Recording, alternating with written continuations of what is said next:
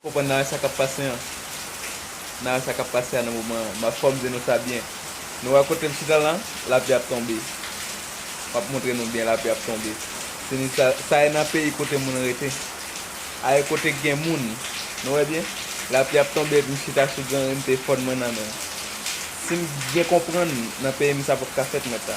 M pap ka chita pou m gonte fon nan men meta. Pap ka chita nan peyi m.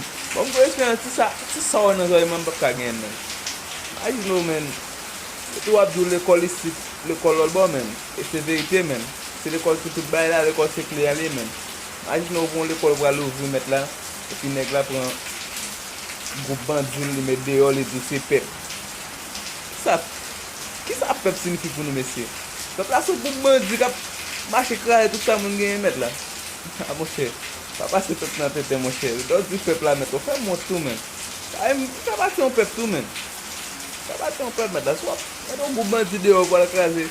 Krase pou jè kala fè moun met la. Pa di yon pep men. Di moun met yon group bandi deyo wale vole. En même temps tout, l'autre sorti au même qui pi mal passé, commence à battre bravo pour le doit vous même pep.